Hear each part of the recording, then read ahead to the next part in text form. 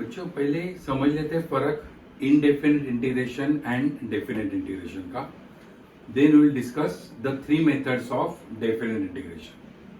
Indefinite में 4 major methods थे, उसमें सब पार्ट्स थे, पर डेफिनेट इंटीग्रेशन में सिर्फ 3 ही मेथड्स है, उसमें कोई सब पार्ट नहीं है. That is the easier part, right. Theory में 4 मार्क का डेफिनेट इंटीग्रेशन का क्वेश्चन एंड एप्लीकेशन का प्रैक्टिकल में 5 मार्क. ऐसे ये वेटेज अभी बढ़ जाता है डेफिनेट इंटीग्रेशन का. तो indefinite integration and definite integration. बच्चों suppose if I take integral, simple sum ले रहा हूं, x square with respect to x. तो हियर एक्स स्क्वायर का integral x raise to n के फॉर्मूला से आएगा x cube upon 3 plus C. तो इनडेफिनेट इंटीग्रेशन में एक्सप्रेशन मिलता है. डेफिनेट इंटीग्रेशन में x square with respect to x से लिमिट्स आर फ्रॉम 1 to 3. तो यहां अगर नंबर्स लिखे जाते हैं तो वो डेफिनेट इंटीग्रेशन का सम रहता है. पहली मेथड क्या है, solve as that of indefinite and instead of writing C substitute the limits of integration. So x square का इंटीग्रल आएगा एक्स क्यूब अपॉन 3, सी के जगह पे लोअर लिमिट 1 और अपर लिमिट 3 लिखेंगे. नाउ पहले ऊपर वाली सब सब्स्टिट्यूट कर लो, 3 cube upon 3 minus lower limit substitute कर लो 1 cube upon 3. So here this is 27 minus 1, 26 upon 3 will be the value.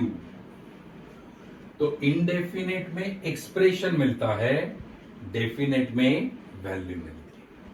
अब और डिटेल में समझते हैं definite integration. Suppose if I draw the curve, लिखो है fx, से fx is x square. x का वैल्यू कहां से कहां तक जा रहा है, x का वैल्यू जा रहा है 1 से लेके 3 तक. तो ये एरिया अंडर द कर्व जो है ना, ये पूरा का पूरा, this is the value of definite integration. So in other words definite integration gives you the value of area under the curve. समझ में आया? तो ये मेरा पहला पॉइंट था, difference between indefinite integration and definite integration. अब डेफिनेट इंटीग्रेशन के पहले मेथड के पास आते हैं. लॉजिक क्या कहता है, solve the problem as that of indefinite and substitute the limits of integration. पहले ऊपर वाली subtract करके नीचे वाली, right? Let's take one more sum on the first method.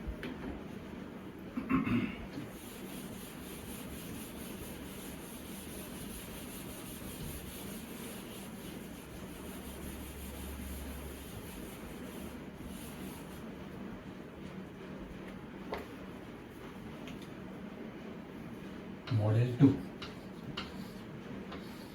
Limits are from 2 to 3, 1 upon x square plus 5x plus 6.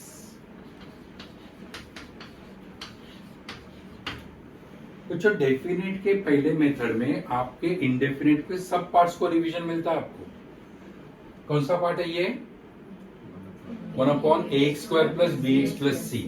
Last term adjust करने के बाद 3 फॉर्मूले में जाएगा, बराबर है.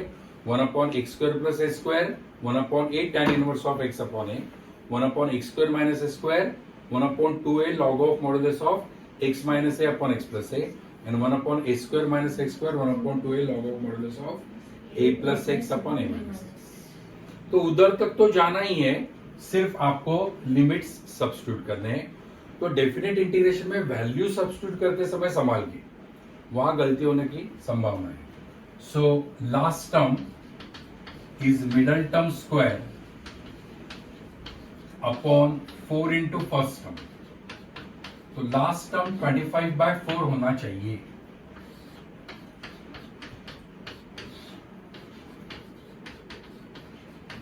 तो जो टर्म आपको चाहिए वो ऐड एंड सब्ट्रैक्ट कर दो, और जो टर्म है वो वैसे के वैसे लेंगे. Now this has become a complete square of x plus 5/2 the whole square. 24 minus 25 minus 1/4 can be written as minus 1/2 the whole square. Do you agree? X square minus a square is equal to 1 upon 2a log of modulus of x minus a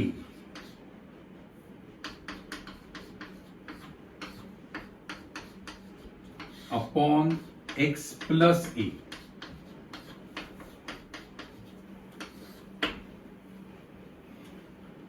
So now ये 2 कटा, बचा सिर्फ log. LCM बच्चों ये 5 minus 1 4 upon 2 is to 5 plus 1 6 upon 2 is 3. अगर indefinite का सम होता तो प्लस से लेके छोड़ देते. डेफिनेट का है इसलिए लिमिट्स सब्स्टिट्यूट करेंगे. लिमिट्स क्या है बच्चों? 2 2 3. तो पहले ऊपर वाली सब्स्टिट्यूट करते हैं. 3 plus 2 5, 3 plus 3 6 माइनस नीचे वाली 2 plus 2 4, 2 plus 3 5. ये समझ में आ गया बराबर से? ये स्टेप एक एडिशनल स्टेप है तुम्हारी. सब्स्टिट्यूट किया, नीचे वाली वैल्यूज आपने सब्स्टिट्यूट कर दी. 2 लॉग के बीच में सब्ट्रैक्शन है इसलिए डिवीजन होगा. Division is reverse of multiplication. So final answer आपका क्या आएगा? log of 25 upon 24 will be the value. Definite का पहले समझा, तो इनडेफिनेट आता है तो फिर डेफिनेट आपको आराम से आ जाता है. Is it clear to you? तो यहां आपको रिवीजन मिला 1 upon ax square plus bx plus c. Right. एक बाय पार्ट्स का लेते हैं.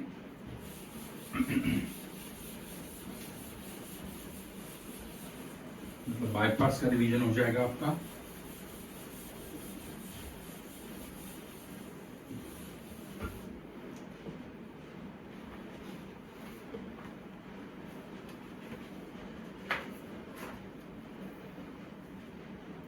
Model 3 0 to infinity x e raised to minus x with respect to x. तो जो बाय पार्ट्स में चॉइस फॉर v रहता है. एक्सपोनेंशियल और trigonometric should be taken as v. So exponential is taken as v. Right. तो by parts apply करेंगे. पहला term दूसरे का integral e raise to minus x upon minus 1, तो माइनस यहां लिख सकता हूं. माइनस इंटीग्रेशन में दूसरे का इंटीग्रल रिपीट एंड पहले का डेरिवेटिव. तो ये माइनस माइनस प्लस हो गया. फिर से e raise to minus x का integral e raise to minus x upon minus 1. Now if I take e raise to minus x common, तो यहां बचेगा x, यहां बचेगा प्लस 1. एक टर्म क्या है आपका? Minus x e raise to minus x. This is minus minus plus हो गया. E raise to minus x का integral minus e raise to minus x. E raise to minus x minus e raise to minus x मैंने common लिया है, तो यहां बचा plus x, यहां बचा. अब हम वैल्यूज सब्स्टिट्यूट करेंगे. Limits are from 0 to infinity. कुछ एक छोटा सा कंसेप्ट आपको बता दूं. e raise to infinity will naturally be infinity, right. And 1 upon infinity will be 0. 1 रुपया इंफिनिट लोगों में बांटा तो ऑलमोस्ट 0 मिलेगा, right. So now let's substitute carefully. Minus sign को मैंने सेफ बाहर निकाल दिया है। पहले ऊपर वाली e raise to minus infinity, this is infinity plus 1, that is infinity minus x के जगह पे 0, e raise to 0, 0 plus 1।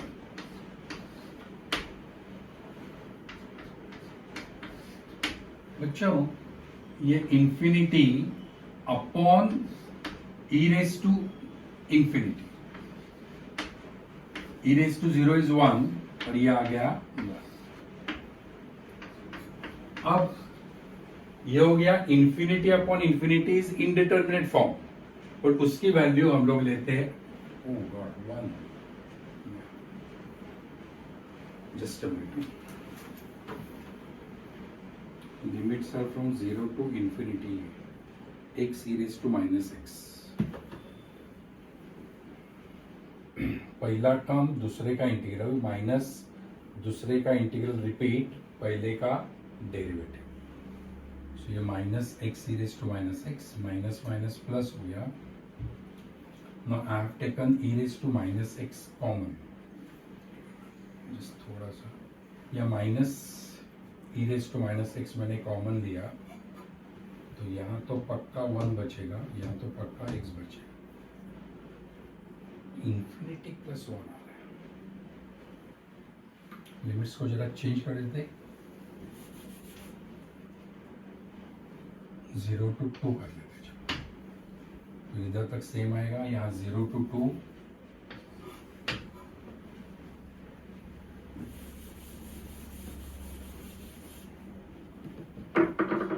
Minus, बच्चों पहले ऊपर वाली, so e raise to minus 2, 2 plus 1 3, subtract करके नीचे वाली e raise to 0 and 0 plus 1।